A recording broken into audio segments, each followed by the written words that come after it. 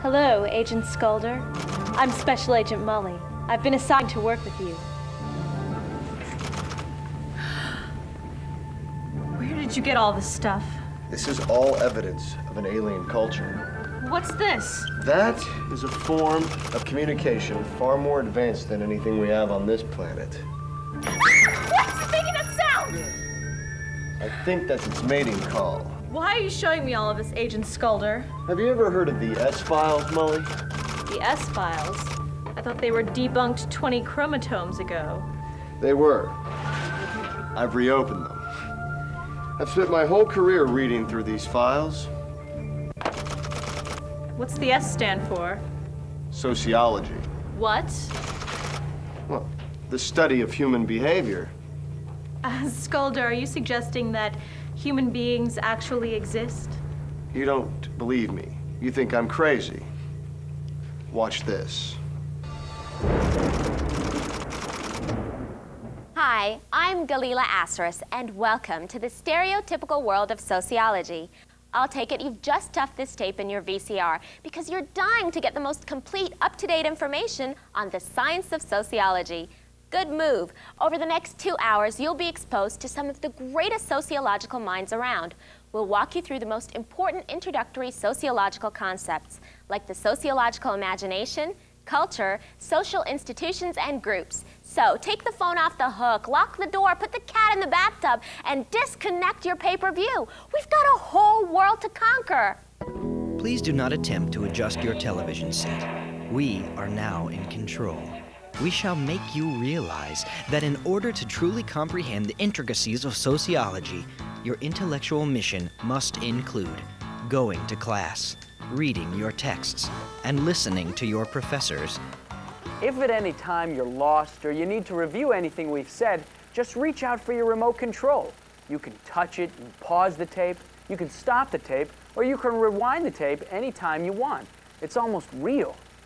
The Standard Deviants have scoured the nation for all the introductory material you need to know, and then hired some awesome professors to help us. You can count on us to simplify this stuff and make it easy to learn, easy to remember, and just a little bit enjoyable. Part 1. The Sociological Perspective. But before we get too tangled up in this social science, there's one little secret we're going to let you in on. You're going to need to mentally prepare yourself for a special knowledge journey. How, you ask? Simple. Well, sort of simple. We've got to get you a sociological perspective. A sociological perspective is a way of seeing the world. A sociological perspective helps you understand the social realities which make up the field of sociology. A sociological perspective sheds light on ordinary things that ordinary people, like you and me, observe every day and take for granted. A sociologist gives meaning to obvious everyday circumstances. We're going to get you thinking like a sociologist. Section A. Sociology and the Sociological Imagination. The best place to start any movie is at the beginning. So why don't we start our movie by asking one root question. How can we define sociology? First off, sociology is one of several social sciences. So what's a social science? Social sciences study humans and the social worlds they create. The social sciences cover stuff like economics, anthropology, psychology, and political science. Sociology can be compared to the studies that entomologists are engaged in when they study social insects like ants and bees. However, we humans do more than gather crumbs for the winter months. We pay taxes, play golf, and eat pizza. Sociology is the science of human behavior as it is shaped by group life. Sociology offers systematic ways of finding out how and why people interact with one another.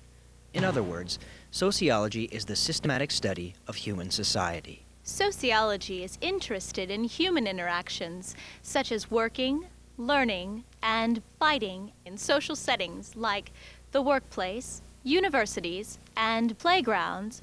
In other words, sociology is the study of people's interactions. Hello, my name is Dr. Ruth Westheimer. You may remember me from my call-in show, where I counseled America on their sex lives. What you may not know is that I have a graduate degree in sociology. I have been asked by the standard deviants to make the stereotypical world of sociology as erotic and informative as possible, so that you, the viewers, will be both stimulated and entertained during this tape. Are you okay with that? Thank you, Dr. Ruth. Now, what are societies? Societies are groups of people who share a common culture. Definition of culture coming soon. Societies also refer to intricately structured arrangements of relationships among people. The United States is a society. The U.S. is made up of a government, economy, and diverse racial and ethnic groups. These things result in a multitude of relationships between a multitude of different people and groups. Now, we said that societies are groups of people who share the same culture. Okay, here's that culture definition we promised. Culture is the way of life of a people. It consists of the values the members of a group hold, the norms they follow, and the material goods they create. So, in other words, a culture is a collection of shared beliefs, behaviors, and products of a group of people. However, the catch is that not everyone in a particular society necessarily shares the same culture. People in a society often participate in cultures that are different from the larger culture of the society. But for the time being, just grasp that societies are groups of people that share the same culture. So, to put it yet another way, sociology is all about how you and I function in everyday life to build societies and form cultures. It's also about how our interactions with both similar and different people are part of social structures. Social structures are pretty exciting. Take a look for yourself. Social structures are made up of the arrangements between people within a society. These arrangements include patterns of behavior that are characteristic of the people involved.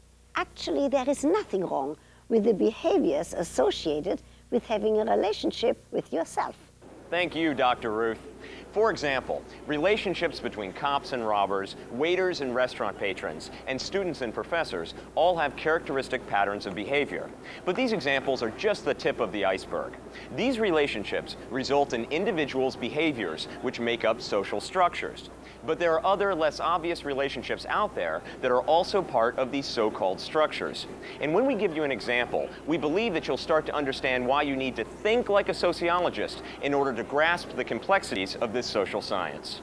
Let's take one concept in particular which has become very important for sociological understanding. That concept is globalization.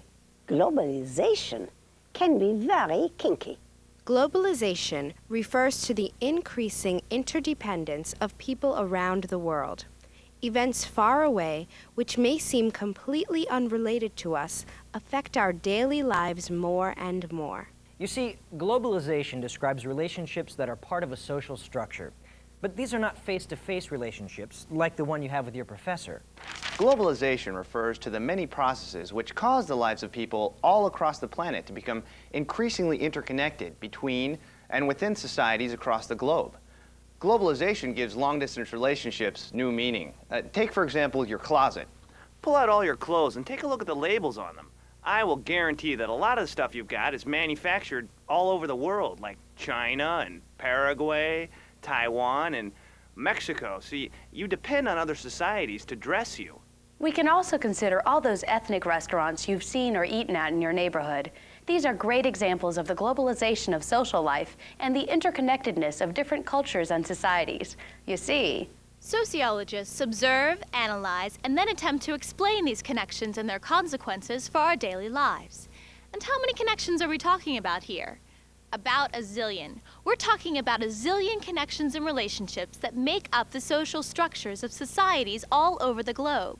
Like, for instance, how does the economy of a Latin American country affect the life of an American factory worker? Or how does the Japanese government affect the life of an HIV-positive individual in California? These are sociological questions on the global level. Answering them sounds like a pretty big job, huh? Well, of course it is. But we don't have to start on such a large scale. We can start right at the beginning, on the micro level of sociology. The micro level of sociology refers to social relations that involve direct interaction with others. We've already exposed you to a few of these relationships when we talked about social structures. Remember, cops and robbers, waiters and restaurant patrons, you and your professor. So, with those examples, we can gather that the micro level focuses on smaller units of social systems, like face-to-face social interactions. Micro levels have to do with people who are directly connected through personal, immediate interaction. This includes the relationships between family members, friends, co-workers, and church members. Remember, the micro level of sociology deals with individuals and their relationships with each other. That there's another level of relationships which sociologists study. We call this second level the macro level. The macro level of sociology has to do with relationships that are less personal than those found on the micro level. These relationships are actually considered distant social processes that help shape the micro level. This macro level allows for the analysis of larger social patterns you will find in large-scale social systems, or in society as a whole. The macro level also shows a relationship between an individual and an institution, like the government, workplace, or school system. Institutions. In order to fully grasp the macro level of sociology, you need to understand what institutions are. Institutions are major areas of social activity. Some examples of the many parts of society we call institutions are family, the workplace, political systems, religion, and educational spheres. These institutions have sets of rules which govern a particular area of society. These rules organize particular activities and give participants a shared understanding of the activity. Now, each of the many institutions in a society has a different function. Function is a concept we'll be going over later, so don't panic. But let's say a few more words about the rules of institutions. Rules develop over time through repetition and habit. Most begin as traditions. Yes, tradition. Traditions are long-standing ways of doing things. People develop common ways of acting, and these become accepted, even expected. Sometimes these behaviors are regarded as extremely important to maintaining the stability of a society, and people create formal rules and laws in order to uphold them. Lawmakers pass and change legislation. Religious leaders form churches and organize congregations through doctrines, and teachers, principals, professors, and deans create academic requirements. These things are rules. So, that's a good introduction to institutions. Now, let's get on with macro-level relationships. Macro-level relationships include those that we mentioned earlier, like the one between the American factory worker and the Latin American economy. Two different societies can meet on the macro level, but in this case, the individual is experiencing a relationship, though indirect, to institutions. In our example, the institution is the Latin American government system, which moderates the Latin American economy. So here's the macro-level relationship. The U.S. factory worker may be adversely affected by a Latin American economy if 1, that economy allows for low wages, and if 2, these low wages encourage American companies to move production to that particular country. The factory employing the U.S. factory worker shuts down, moves production to Latin American soil, and the factory worker is now out of a job. But how do we begin to study such a complex and huge social science? Well, that's where these come in. Give up? It's your sociological imagination. Once you have these, you'll also get a sociological perspective. Convenient, huh? But what is a sociological imagination? Sociological imagination is a term coined by the late, great C. Wright Mills, an early American sociologist who believed that critical thought leads to understanding by asking questions in a systematic way. Critical thinking is a willingness to ponder any situation and ask any questions about it, no matter how difficult that might be. It is also a willingness to be open to any answer that is supported by logic and evidence. And critical thinking involves leaving your personal biases and prejudices at the door. In sociology, critical thinking also means asking questions about groups, structure, and society, and not about people as unique individuals. So, critical thinking relates to the sociological imagination. Actually, critical thinking is the catalyst for the sociological imagination. When you start to think critically, chances are your sociological imagination is gonna kick in. The sociological imagination is the ability to grasp the relationship between our individual lives and the larger social forces that help to shape them. Remember micro-level and macro-level social relationships? Well, let's apply them to the concept of the sociological imagination. What you get when you do this is the ability